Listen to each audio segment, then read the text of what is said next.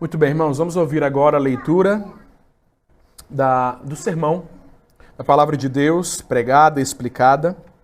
Sermão que foi originalmente escrito e pregado pelo pastor Iraldo Luna. E o texto para nós essa tarde é Romanos capítulo 2, 1 a 16.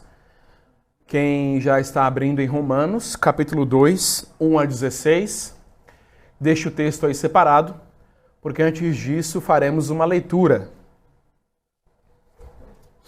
A nossa leitura, em preparação para o sermão, que se encontra no livro do profeta Jeremias, capítulo 17, versículos 1 a 18. Jeremias 17, 1 a 18.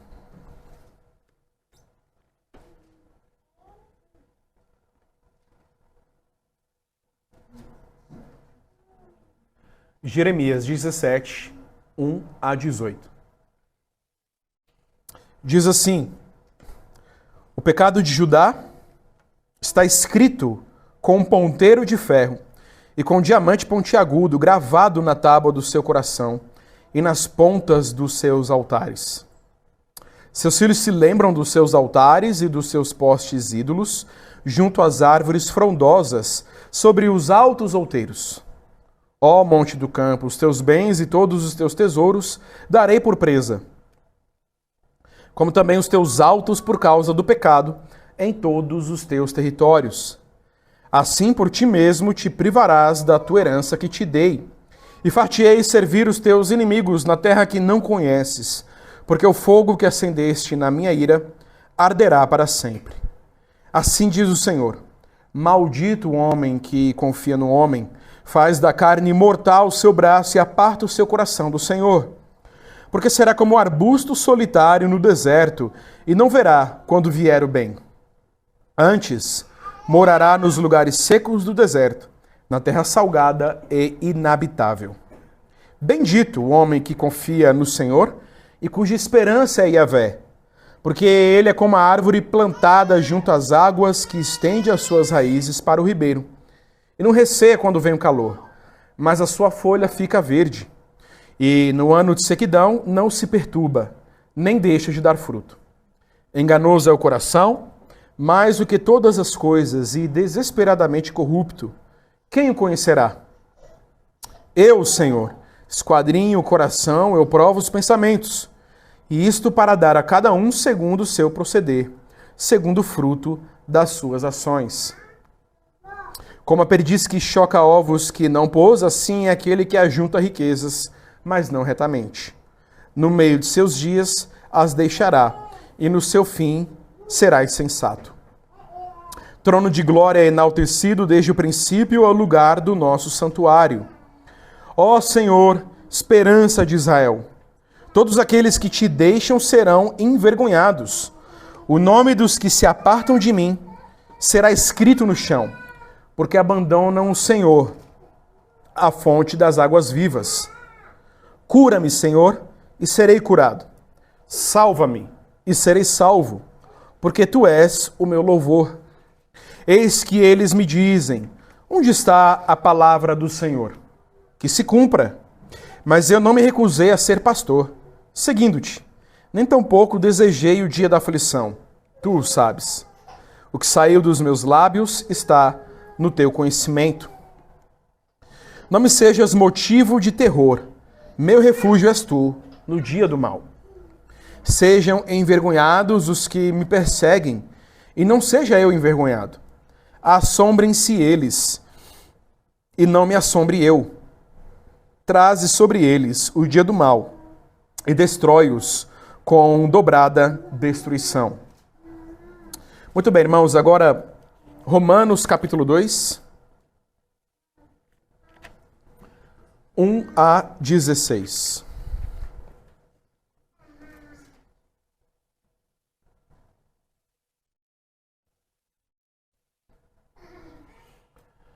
Romanos capítulo 2, versículos 1 a 16. Todos achamos? Vamos ler. Portanto, és indesculpável, ó homem, quando julgas quem quer que sejas. Porque no que julgas a outro? A ti mesmo te condenas, pois praticas as próprias coisas que condenas. Bem sabemos que o juízo de Deus é segundo a verdade contra os que praticam tais coisas. Tu, homem, que condenas os que praticam tais coisas e fazes as mesmas, pensas que te livrarás do juízo de Deus? Ou desprezas a riqueza da sua bondade e tolerância e longanimidade, ignorando que a bondade de Deus é que te conduz ao arrependimento? Mas, segundo a tua dureza e coração impenitente, acumulas contra ti mesmo ira para o dia da ira e da revelação do justo juízo de Deus, que retribuirá a cada um segundo o seu procedimento. A vida eterna aos que, perseverando em fazer o bem, procuram glória, honra e incorruptibilidade, mas ira e indignação aos facciosos, que desobedecem à verdade e obedecem à injustiça. Tribulação e angústia virão sobre a alma de qualquer homem que faz o mal, ao judeu primeiro e também ao grego. Glória, porém, e honra e paz a todo aquele que pratica o bem, ao judeu primeiro e também ao grego. Porque para com Deus não há acepção de pessoas. Assim, pois, todos os que pecaram sem lei, também sem lei perecerão. E todos os que com lei pecaram, mediante lei serão julgados. Porque os simples ouvidores da lei não são justos diante de Deus, mas os que praticam a lei hão de ser justificados. Quando, pois, os gentios, que não têm lei, procedem por natureza de conformidade com a lei, não tendo lei, servem eles de lei para si mesmos. Estes mostram a norma da lei gravada no seu coração, testemunhando-lhes também a consciência e os seus pensamentos, mutuamente acusando-se ou defendendo-se. No dia em que Deus, por meio de Cristo Jesus, julgar os segredos dos homens, de conformidade com o meu Evangelho. Amados irmãos do Senhor Jesus Cristo, muitos falam que uma das grandes virtudes da humanidade é o senso de moralidade, aquele senso que diz o que é certo e o que é errado. Já ainda no mundo antigo, pensadores defenderam essa moralidade como sendo um dos elementos principais que podem garantir a manutenção da boa vida. A moral, este senso do que é certo e errado, de fato, é na humanidade um bem inestimável. Todos nós sabemos as coisas que são boas e as coisas que são ruins, aquilo que é justo e aquilo que é pecado. Mas há algumas coisas que precisam ser corrigidas quanto ao pensamento de que a moral é uma grande virtude que pode garantir uma boa vida em sociedade. Primeiro, é que a moral não é uma virtude humana, ou seja, não é uma coisa que surgiu em nós. A moral, a virtude, não nasceu no homem, mas nasceu de Deus. Deus é o Senhor e Criador da moral. Foi de Deus que veio este senso daquilo que é certo ou errado. E o homem traz isso da criação divina. Em segundo lugar, a moral, depois da queda, nunca garantiu uma boa convivência humana em sociedade. Assim como nós já vimos na primeira parte desta carta aos Romanos, no capítulo 1, o homem, por conta do pecado, foi e é capaz de perverter tudo aquilo que lhe é revelado sobre Deus na criação. Assim como é capaz de perverter este senso de moralidade, que também veio da criação. O simples senso moral nas mãos do homem pode ser pervertido em muitos aspectos. Mas vou citar apenas 3 deles, que têm a ver com a nossa passagem, Romanos capítulo 2, versículos 1 a 16. O primeiro aspecto é que um homem pode usar a moralidade como algo que dá a ele a capacidade de viver uma vida boa. Então eu posso me fiar na minha moralidade. Eu não preciso de ninguém, eu não preciso de nada. Também não preciso de pessoas para me ajudar, não preciso da igreja, não preciso ser ensinado, não preciso de Deus, não preciso do evangelho. Eu sei o que é bom, eu sei o que é errado, e eu vou viver de acordo. O segundo aspecto é que o homem pode usar esse senso de moral como uma desculpa contra o juízo divino. Muitos acreditam que estão na direção certa da vida porque têm uma boa conduta moral. Com quantas pessoas nós já não conversamos que acreditam que não serão condenadas por Deus porque, segundo elas, são exemplos de moral? As pessoas chegam até mesmo a confessar com a própria boca: só Deus pode me julgar. Como se esse julgamento do Senhor fosse para livrá-las e não para condená-las. As pessoas dizem isso: só Deus pode me julgar, porque elas acreditam que as suas ações, segundo a sua moral, são boas. E que, portanto, Deus deve a elas a vida eterna e não a condenação. Terceiro aspecto pode ser uma consequência direta ou indireta dos dois primeiros que já falamos. Com a moralidade, um homem pode acreditar que ele pode ser o juiz de todos. Ele não só não precisa de nada e ninguém, nem teme o julgamento de Deus, mas também toma para si a postura de juiz dos pecadores. Baseado no seu senso de moralidade, essa pessoa condena as outras pessoas. Muito bem, eu tenho esse senso de moralidade no meu coração, Deus vai me poupar, o Senhor vai me dar a vida eterna, porque eu mereço. E não apenas isso, eu condeno você, pecador, pelo que você faz. Você merece a condenação de Deus. Mas, meus irmãos, o que veremos hoje é que todas essas coisas não passam de uma perversão desse senso de moralidade que Deus colocou no nosso coração. Essa passagem, Romanos 2, 1-16, está dentro de um contexto maior que trata sobre a indignidade e perversão do homem. O homem é indigno e perverso. No capítulo 1, a indignidade do homem se revela na negação da existência de Deus, revelada na criação. A criação demonstra que existe um Deus, e o homem perverso nega a existência do Criador. Já aqui no capítulo 2, essa indignidade humana se revela na contradição moral. Dizer que tem uma moral no seu coração e não viver de acordo com ela. Assim, essa passagem nos mostra que Deus usa a própria moral do homem para desmentir tudo aquilo que ele pensa que pode fazer com ela. Essa autossuficiência que existe dentro de cada um de nós. Com isso, Deus mostra que todos são indignos diante dele, sem Cristo, e vai usar a incoerência do moralista para revelar toda a sua ira. E Deus fará isso a partir de 3 pontos, que são os pontos do sermão. O primeiro ponto é: Deus revelará o seu julgamento. Deus revelará a contradição do moralista a partir do seu julgamento verdadeiro. Deus revelará a contradição do moralista a partir do seu julgamento justo. Revelará também a contradição, a incoerência do moralista a partir do julgamento natural. Deus revela a incoerência moral do homem a partir do seu julgamento verdadeiro. Os versículos 1-4. O nosso texto começa revelando uma fraqueza.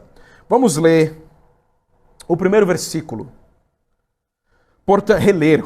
Portanto, és indesculpável ao homem quando julgas quem quer que sejas, porque no que julgas a outro, a ti mesmo te condenas, pois praticas as próprias coisas que condenas. A fraqueza que citamos é a fraqueza baseada no fato das pessoas fazerem uso do senso moral, daquilo que é certo ou errado, para condenar a outros, enquanto eles mesmos praticam aquilo que condenam. À primeira vista, não parece fazer muito sentido as palavras deste versículo, porque é uma conclusão do que estava sendo dito nos versículos anteriores sobre os pecados dos incrédulos gentios. Quais são essas coisas que são condenadas, porém praticadas por esses falsos moralistas? Nós lemos sobre isso em Romanos 1, 29 e 31. Acompanhem comigo. Romanos 1, 29 e 31. Cheios de toda injustiça, malícia, avareza e maldade, possuídos de inveja, homicídio, contenda, dolo e malignidade, sendo difamadores, caluniadores, aborrecidos de Deus, insolentes, soberbos, presunçosos, inventores de males, desobedientes aos pais, insensatos, pérfidos, sem afeição natural e sem misericórdia. Ora, não faz sentido condenar todos esses pecados? Claro que faz. Mas a questão é que a questão não é apenas condenar a prática desses pecados, mas a fraqueza de condenar a outros e você mesmo praticá-los. A acusação de Deus aqui é contra aqueles que ficam profundamente irritados com o erro das outras pessoas, enquanto que eles não têm a mesma reação com os seus próprios erros. Esse é o sentido de quando julgas e condenas, no versículo 1. Condenar aqui não é julgar aquilo que é certo ou errado. Todos nós devemos julgar aquilo que é certo e errado. Esse julgamento já foi feito no capítulo 1 e deve ser feito sempre. Não podemos nos esquivar do erro respondendo que as pessoas não podem julgar o que é certo, simplesmente porque todos são pecadores. Essa, inclusive, é a teologia de muitos. Não pode haver pregação contra o pecado. Não pode haver disciplina, porque todos são pecadores. Certa vez, conversando com pessoas sobre este assunto, elas alegaram justamente isso. Como vamos condenar, como vamos disciplinar a outros, se nós também somos pecadores? Mas, meus irmãos, não é esse o ponto da passagem, não é isso que Paulo está dizendo. O que é errado e o que é certo, e o que precisa de disciplina, o homem que precisa de disciplina certamente receberá disciplina. O ponto aqui é sobre o comportamento que temos diante do pecado dos outros e a maneira como nós olhamos para nós mesmos. A condenação sobre a qual o versículo 1 está falando é aquela que revela a incoerência moral de alguém que deseja se justificar com a sua própria moral. Alguém que se comporta como alguém que é tão puro de olhos que não pode contemplar o pecado das outras pessoas. Aquela pessoa que não consegue conviver com o erro dos outros. O seu senso de moral é tão aguçado que é impossível para ela estar com pecadores, estar na presença de pessoas que erram. Essa é a condenação do moralista sobre as outras pessoas.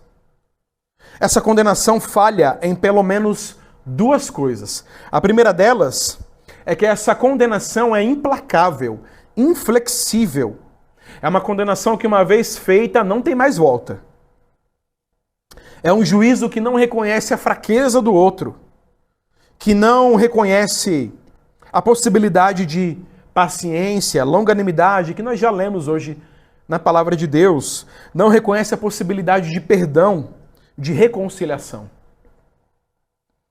A segunda falha é que essa condenação tem normalmente como padrão a própria pessoa que condena. Ela é o padrão moral para o julgamento. Com base na maneira do que eu sei ser certo ou errado, com base na maneira como eu vivo a minha vida, eu condeno você. Essa pessoa está olhando para os outros a partir daquilo que aparentemente ela é. Alguém já disse que pessoas assim são pessoas que se valorizam demais quando observam as imperfeições das outras pessoas. Na verdade, elas chegam ao ponto de ter prazer em si mesmas ao ver em ver alguém cair.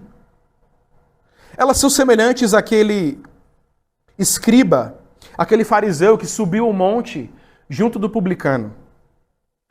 E como o escriba, como aquele fariseu, cheio de si, cheio de justiça própria, elas dizem: graças te dou a Deus, porque eu não sou como esse pecador. Eu não sou como ele. Eu sou bom, eu sou justo, eu mereço que o Senhor me abençoe. Meus irmãos, é preciso entender que tudo isso é enganoso, doentio e tão pecaminoso quanto todos os outros pecados. Quem fala isso é o próprio Deus, com o seu verdadeiro juízo.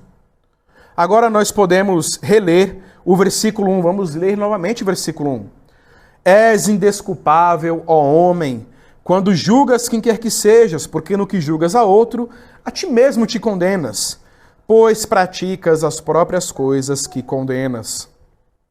Como Deus vê todas essas coisas? O Senhor está dizendo que essa atitude de condenar atos nos outros e você mesmo praticá-las é mentirosa. Uma atitude mentirosa que, ao fazer isso, sem perceber, você está condenando a si mesmo, se expondo ao juízo de Deus, que é verdadeiro. Ao contrário do seu, não é falso e nem contraditório. Que usa a lei para condenar os outros, enquanto usa a lei para inocentar a si mesmo. O juízo de Deus, ao contrário, é o juízo segundo a verdade. A verdade é que todos nós somos indignos diante de Deus.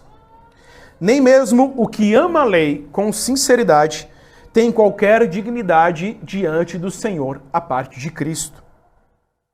Muito menos o que julga os outros com alto padrão, mas julga a si mesmo com baixo padrão. Vamos ler agora o versículo 2. Bem sabemos que o juízo de Deus é segundo a verdade, contra os que praticam tais coisas. Meus irmãos, será inescapável o juízo de Deus sobre o homem, sobre o moralista que age assim. Vamos ler agora o versículo 3. Tu, ó homem, que condenas os que praticam tais coisas e fazes as mesmas, pensas que te livrarás do juízo de Deus? Deus, que conhece todas as coisas, que conhece o nosso coração, que pode identificar as intenções do nosso coração, irá exercer o verdadeiro julgamento, que vai incluir o julgamento do moralista. A verdade é que qualquer coisa que fazemos de acordo com a lei não tem nada a ver com algo de bom que esteja em nós.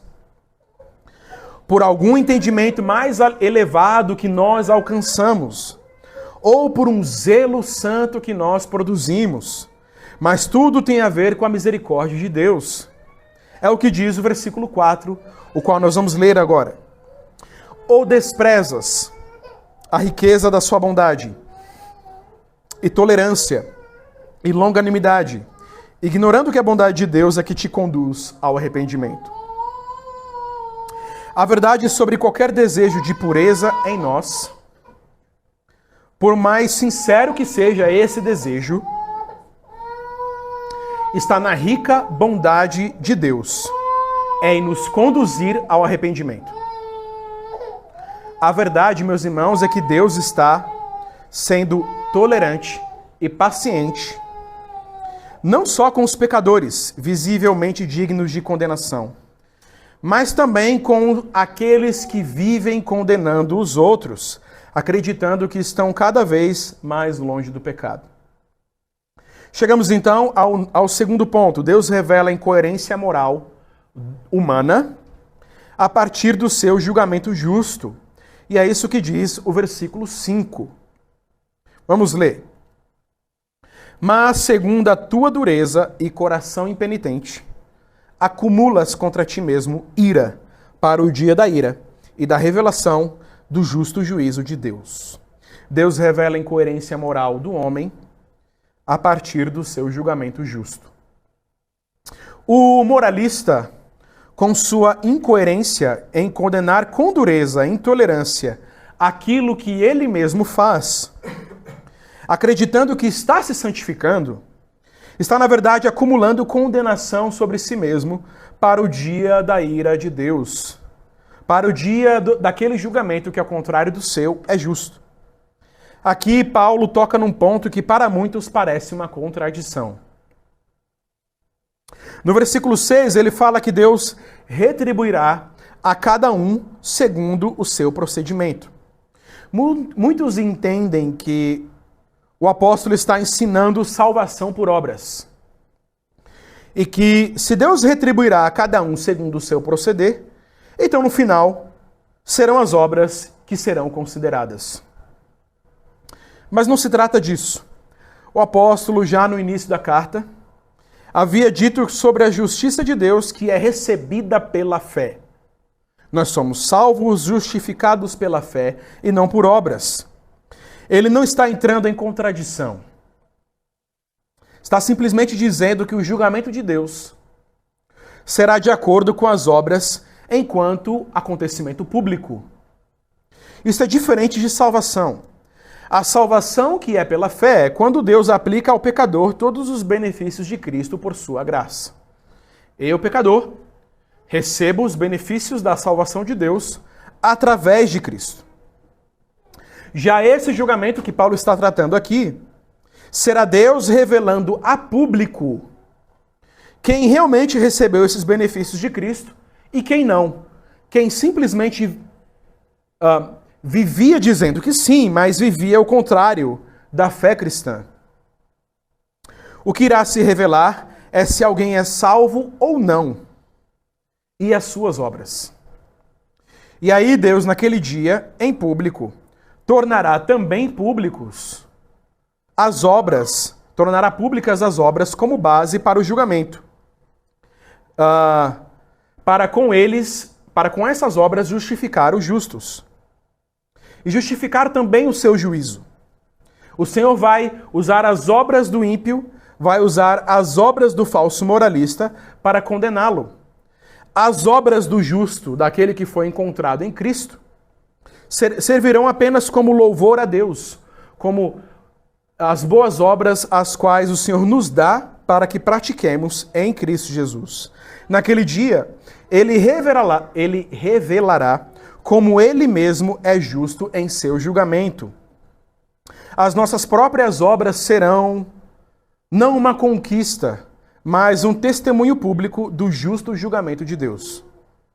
O apóstolo cita essas atitudes que irão testemunhar o julgamento de Deus. Vamos ler os versículos 7 a 10. Quais são as coisas que testemunharão, servirão no julgamento de Deus? A vida eterna, aos que, perseverando em fazer o bem, procuram glória, honra e incorruptibilidade, mas ira e indignação aos facciosos, que desobedecem à verdade e obedecem à injustiça. Tribulação e angústia virão sobre a alma de qualquer homem que faz o mal, ao judeu primeiro e também ao grego. Glória, porém, e honra e paz a todo aquele que pratica o bem, ao judeu primeiro e também ao grego. Glória aqui é a manifestação de Deus. Pois é assim como a Bíblia trata este termo, glória. Honra tem a ver com receber a aprovação de Deus, ser honrado por Ele. Incorruptibilidade é a existência eterna, livre do mal. Quem busca essas coisas não são pessoas que estão querendo se salvar com base na própria capacidade moral. Quem é salvo e recebe todas essas coisas é aquele que busca Cristo. O contraste disso, meus irmãos, é feito com os facciosos, que desobedecem à verdade e, pelo contrário, obedecem à injustiça. Esses são os que rejeitam o evangelho. Para eles haverá, de acordo com Paulo, tribulação e angústia. Mas nós precisamos observar aqui ainda mais uma coisa. O que se tem como pano de fundo o que se tem como pano de fundo com respeito a esses desobedientes da verdade não são aqueles idólatras e pervertidos do capítulo 1. O que se tem em mente aqui são os moralistas, os que condenam aquilo que eles mesmos praticam, aqueles que estão de acordo com, aqueles que vivem de acordo com essa hipocrisia. Por isso o versículo 11 diz: porque para Deus não há acepção de pessoas. Todos irão passar por esse julgamento de Deus, até mesmo que acredita que está muito bem diante de Deus e que, por sua vez, se porta como juiz das outras pessoas. Aquele que se apoia em sua conduta será surpreendido por Deus, que vê e conhece todas as coisas. Isso acontecerá, meus irmãos, porque Deus é justo no seu julgamento. E ele revelará a incoerência desses moralistas. Portanto, chegamos agora ao terceiro e último ponto, que é: Deus revela a incoerência moral do homem a partir do seu julgamento natural. Versículos 12 a 16. Por julgamento natural, não quero dizer que Deus usará aquilo que ele mesmo colocou na natureza humana como base para o seu julgamento. Isso colocará a todos os seres humanos na mesma situação. E aqui aparece com clareza o clima de tensão entre judeus e gentios. Os judeus eram os da lei e os gentios aqueles que eram sem lei. A questão é que, com base nesse julgamento natural, não importará quem tinha a lei de Deus na mão ou quem não tinha. A lei nas mãos não garante absolvição. Porque mesmo os que não têm a lei são passíveis dos mesmos pecados, da condenação pelo pecado e da direção moral que vem do seu próprio coração, uma direção moral hipócrita. Quem servirá, pelo contrário, inicialmente, como juiz será a própria consciência. Vamos ler os versículos 14 e 15. Quando, pois, os gentios que não têm lei procedem por natureza de conformidade com a lei, não tendo lei, servem eles de lei para si mesmos. Estes mostram a norma da lei gravada no seu coração, testemunhando-lhes também a sua própria consciência e os seus pensamentos mutuamente, acusando-se ou defendendo-se. Deus usa e usará a consciência do moralista para condená-lo. A sua própria consciência agora o prepara para ver a sua incoerência, mostrando que ele, com base na sua falsa moralidade, não está imune ao juízo de Deus. Deus julgará os segredos dos homens e não vai importar se alguém teve em sua mão a Bíblia, a lei de Deus, para apresentar a sua justiça. A lei no coração já mostra que isso não funcionará. Por que, meus irmãos, enfatizar tanto essa incoerência em nosso senso de moralidade? Por que apontar esse pecado da hipocrisia? Será que o objetivo é desconstruir a moral e nos fazer desistir de qualquer julgamento da parte de Deus? É óbvio que não. Nós estamos sendo lembrados por Paulo, em Romanos 2, 1 a 16, da nossa indignidade. E os que confiam no seu senso de moral, na sua capacidade de conduta, precisam, mais do que todos, ser lembrados dessas coisas. Ouvir quão indigno você é te prepara para ouvir o Evangelho. O Evangelho não vem num vácuo. Não pregamos o Evangelho para pessoas que nunca ouviram a lei, para pessoas que nunca ouviram a condenação da lei. Não pregamos o Evangelho para pessoas que não sabem que são hipócritas. Isso porque, na nossa pregação do Evangelho, primeiro nós pregamos a lei. Pregamos que todos nós, à parte de Cristo, merecemos a condenação de Deus e que nenhum de nós pode se fiar na própria conduta, no próprio senso de moral. Essa pregação do pecado faz parte da boa notícia do Evangelho. Porque quando temos a real consciência da nossa indignidade, não podemos fazer outra coisa a não ser nos deixar ser conduzidos para o Evangelho. E no Evangelho poderemos contemplar o homem perfeito, que é Cristo. Deus julgará todos por meio de Cristo e de conformidade com o Evangelho. Porque Cristo é o padrão e Jesus Cristo é também o juiz. Passarão apenas aqueles que estiverem confiando nele, e apenas nele, como sua completa satisfação da lei, e como o perfeito juiz sobre todos, sem qualquer contradição e incoerência moral. Serão salvos não aqueles que acham que são bons, aqueles que, com base na sua própria performance, creem que Deus deve a eles salvação, mas sim todos aqueles que foram perdoados e justificados pelo Evangelho de Cristo. Que sejamos todos encontrados nele. Amém.